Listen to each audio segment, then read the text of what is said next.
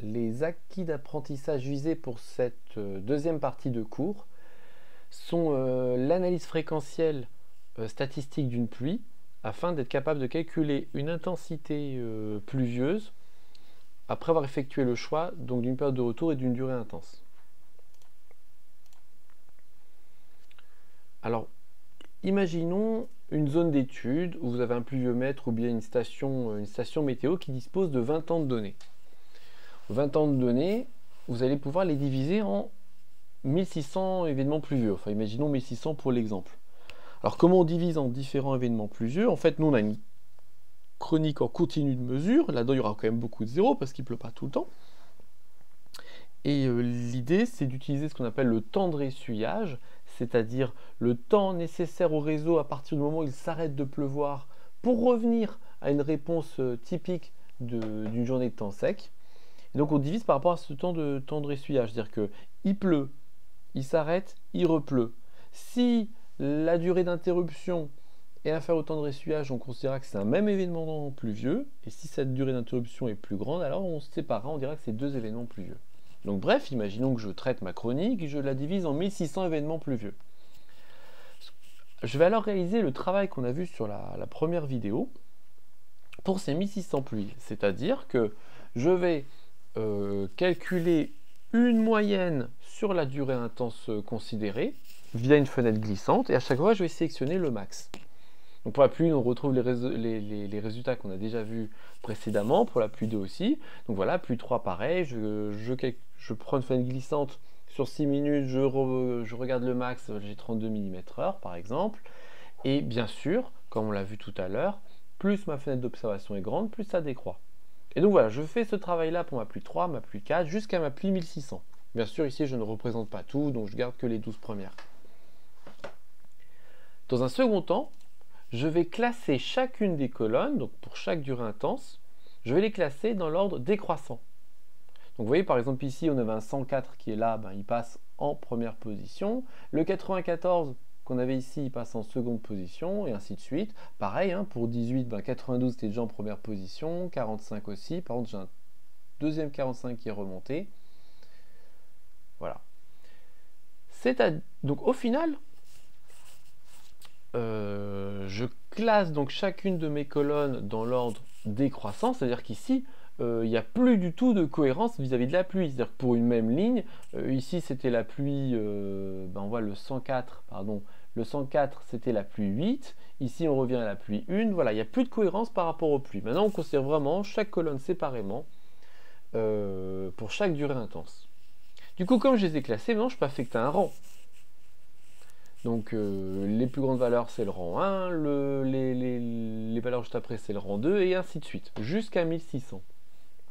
À partir du moment où j'ai un rang, je peux dire, prenons un exemple, ce 56 qui est là.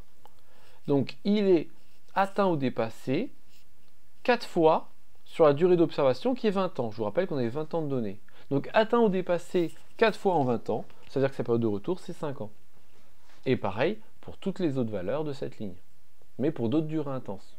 Autrement dit, l'intensité correspondant à une pluie de période de retour 5 ans et de durée intense 6 minutes, c'est 56 mm/h. L'intensité d'une pluie de période de retour 5 ans et de durée intense 1 heure, c'est 32 mm/h. Autre exemple, prenons la 10e ligne. Eh bien, le 21,2 mm/h que j'observe ici pour une durée intense de 18 minutes, il est atteint ou dépassé 10 fois seulement en 20 ans.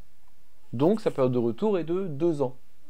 Donc l'intensité max d'une pluie de période de retour 2 ans et de durée intense 18 minutes, ce sera 21,2 mm/h. Et donc finalement, on voit qu'on peut associer ainsi un calcul de durée intense à une période de retour. Alors en fait, ce que j'ai montré tout à l'heure, c'était plus, on va dire de manière pédagogique. En réalité, statistiquement, il faut prendre en compte un coefficient qui est le coefficient de Hazen, c'est-à-dire que la période de retour, c'est pas la durée divisée par le rang, mais la durée divisée par rang moins 0,5. Il existe d'ailleurs d'autres approches, en fait c'est d'autres modèles statistiques, mais voilà, ça c'est un des modèles répandus qu'on utilise régulièrement en hydrologie urbaine. A noter que je ne peux déterminer une période de retour que pour une durée d'observation au moins 3 fois plus longue. Donc là, comme j'ai 20 ans de données, je ne peux déterminer une période, je ne suis fiable qu'à partir des périodes de retour inférieures ou égales à 7 ans, on va dire. 6 ou 7 ans. Du coup, on va pouvoir faire le lien avec les courbes intensité, durée, fréquence. Vous voyez ici, ces courbes-là, qui sont des outils de travail généralement utilisés, permettent de lire, pour une durée intense, quelle est l'intensité d'une période de retour. Donc, mettons que je m'intéresse à une période de retour annuelle. Donc ce sera cette courbe bleue-là, qu'on voit ici. La courbe, cette courbe-là, pour une durée intense, par exemple, de 20 minutes, eh bien, je vois que j'ai une intensité, je ne sais pas, de 35 mm/h, alors que pour une durée intense de 60 minutes, je suis plutôt à 18 mm/h. Si je fais le lien avec mon analyse statistique, en fait, c'est les résultats de cette analyse statistique qui ont permis de construire ces courbes. Par exemple, la ligne qu'on a vue tout à l'heure, la ligne verte, eh bien, en fait, c'est elle qui permet de construire la courbe de période de retour 5 ans. Ce qui permet de construire la période de retour 2 ans, par exemple, eh bien, c'est la ligne rouge ici. On peut aussi voir les choses d'une autre manière. On peut aussi dire que, par exemple, tous les points d'une colonne, ici, ce sera tous les points sur une même verticale dans ces courbes. Bon, c'est deux manières de voir la même chose. En tout cas, les courbes intensité-fréquence, intensité-durée-fréquence qu'on utilise régulièrement, elles sont issues de cette analyse statistique. Voilà, donc maintenant on comprend comment sont construites ces courbes. On voit que ces courbes, elles ont une forme de loi de puissance. Donc ici, on commence à introduire la loi de Montana, qu'on va aborder dans quelques minutes. En tout cas, par rapport à cette partie, on voit donc finalement que pour une même pluie, donc ce que nous donne un pluviomètre, c'est-à-dire la hauteur cumulée au cours du temps, il y a plusieurs modes d'expression possibles, suivant la durée intense qu'on considère. Et donc là, vous avez plusieurs représentations de cette pluie. Donc ici, on a le cumul, là on a un hiétogramme, et ici vous avez la représentation en hauteur cumulée. Alors, du coup, cette analyse statistique qui du coup nous a conduit à parler des courbes intensité, durée, fréquence, nous conduit maintenant à parler de la loi de Montana. Si j'appelle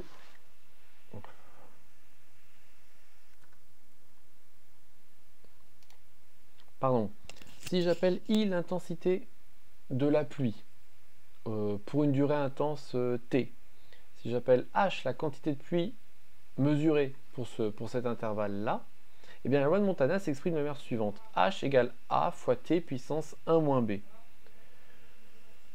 Donc ça, c'est la formule initiale qu'on peut aussi exprimer du point de vue de l'intensité. L'intensité étant la hauteur sur le temps, alors on a I égale A fois T puissance moins B. Alors, donc ça, c'est la loi de Montana qui finalement revient à dire effectivement que nos courbes intensité, durée, fréquence peuvent être interpolées par une loi de puissance, décroissante. D'ailleurs, à ce propos, on voit régulièrement des doutes. C'est que B est des fois exprimé de manière positive et des fois exprimé de manière négative. Météo France a tendance à exprimer B de manière positive, et donc la loi c'est bien I égale A fois T puissance moins B. Mais si on prend l'IT 77 par exemple, il y avait des coefficients pour les 3 régions ou pour les grandes villes, et bien là B était déjà négatif. Ce qui fait que des fois on a une confusion, on ne sait plus est-ce que je dois prendre A fois T puissance B ou A fois T puissance moins B. Alors petit conseil, si je considère une pluie estivale, une pluie d'été, elle dure pas très longtemps et son intensité est très élevée. Si je considère une pluie hivernale, elle dure très longtemps, donc durée intense très, très grande, mais par contre j'ai des intensités plutôt faibles. Donc globalement, je dois être décroissant. Et donc pour qu'une loi de puissance soit décroissante, il faut que l'exposant soit négatif.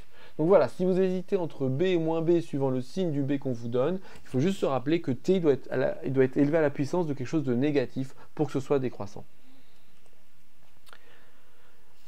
Donc, on revient à la loi de Montana. Donc la loi de Montana, généralement, les coefficients A et B, soit vous les avez calculés via une analyse statistique, tel qu'on vient de le voir dans cette partie de cours, ou sinon vous pouvez les acheter à Météo France. Alors Météo France vous propose 4 tableaux qui s'achètent à part. En fait, vous avez un tableau pour les périodes de retour de 5 ans à 100 ans, ou pour les périodes de retour inférieures à 5 ans. Et vous avez aussi un tableau pour les durées intenses qui vont de 6 minutes à 2 heures comme ici, ou aussi de 1 heure à je ne sais plus combien, mais plus élevé. Donc autrement dit, pour être exhaustif par rapport à tous les A et B possibles, il faudrait acheter 4 jeux de tableau à Météo France par station. Vous avez aussi d'autres références. Ici, vous voyez par exemple une autre référence qui vous donne des coefficients par région, par département.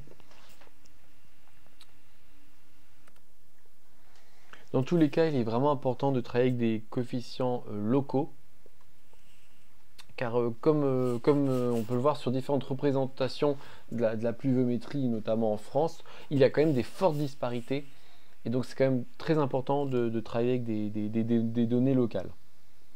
Donc en conclusion, une pluie doit être définie par une période de retour et une durée intense, notamment si on travaille avec des événements pluvieux.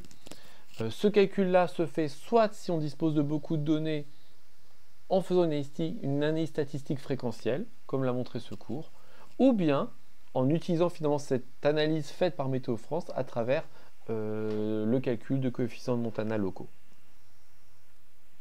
Et pour y revenir à une conclusion encore plus macro par rapport à ce qu'on disait, vous vous rappelez qu'on a parlé de la distinction entre chronique et événement. Donc généralement, lorsqu'on s'attache à étudier des inondations par ruissellement urbain, généralement comme c'est des périodes de retour 10 ans, 20 ans, 50 ans, on n'a pas assez de données pour faire cette analyse statistique et donc on a tendance à travailler plutôt avec des événements. Alors que quand on veut protéger le milieu naturel, par exemple, on va plutôt travailler avec des chroniques. D'ailleurs, l'arrêté du 21 juillet 2015 nous oriente un petit peu là-dessus, puisque finalement, le calcul des critères de conformité de collecte par temps de pluie, c'est-à-dire les 20 déversements par an ou bien les 5% en volume en pollution, on nous dit bien que c'est sur une moyenne annuelle sur 5 ans. Donc, on comprend que là, il y a quand même une notion de chronique, c'est-à-dire qu'on va calculer par exemple nos débits déversés avec des chroniques de pluie d'un an et faire des bilans sur cette échelle.